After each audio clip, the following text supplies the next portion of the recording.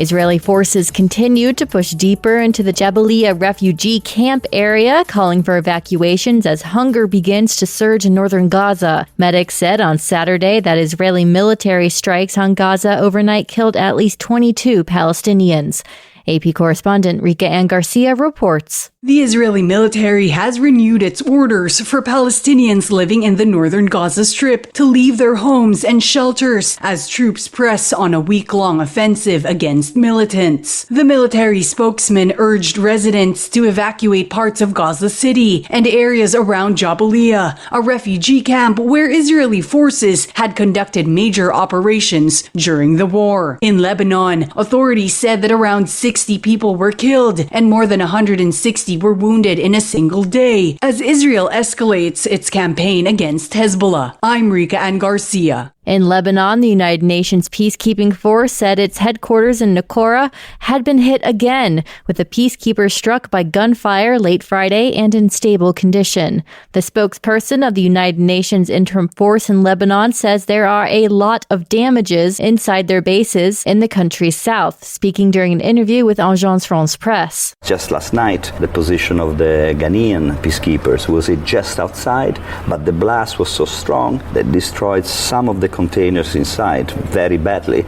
Plus, they are in bunkers. On Friday, Israel faced severe diplomatic backlash over what it said was a hit on a United Nations peacekeeping position in Lebanon. The Irish military's chief of staff, Sean Clancy, said it was not an accidental act, while French President Emmanuel Macron said he believed the UN peacekeepers had been deliberately targeted.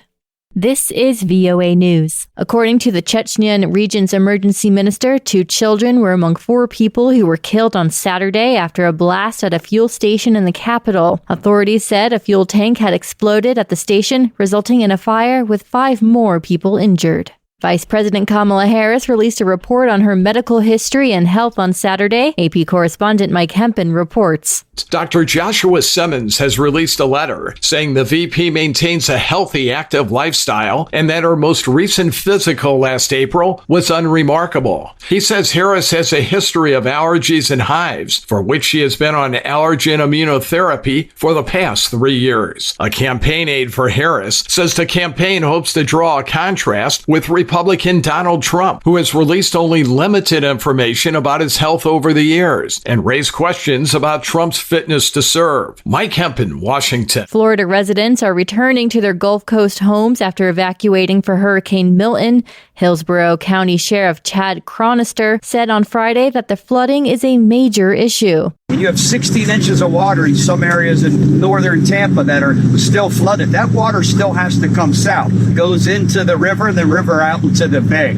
So there's a lot more water to come. My biggest concern is this water continues to get deeper. The affected individuals and communities are going to continue to grow. Milton killed at least 10 people when it tore across central Florida, flooding barrier islands, ripping the roof off the Tampa Bay Rays baseball stadium, and spawning deadly tornadoes. AP correspondent Ty O'Neill reports. We were able to take a tour of the community and see some of the flooding that's happened, and unfortunately, it's very substantial. We saw some buildings with only their roofs poking out of the water. Unfortunately, the water here is actually expected to rise, and things could get worse. On Sunday, President Joe Biden will survey the devastation inflicted on Florida's Gulf Coast by the hurricane. He said he hopes to connect with Governor Ron DeSantis during the visit. Mount Luotobi Laki-Laki in eastern Indonesia erupted Saturday, sending hot clouds 1 kilometer into the sky, forcing evacuations and prompting authorities to raise the alert. It remains at the second highest alert level. Indonesia experiences frequent eruptions because of its position on the Pacific Ring of Fire, an area of intense volcanic and seismic activity. Police say Norway is introducing temporary border checks on its frontiers with other Western European nations after the Domestic Security Agency raised the terror threat level. A police statement on Saturday said the checks will apply until October 22nd. Norway isn't a member of the European Union, but is part of the European ID check-free travel zone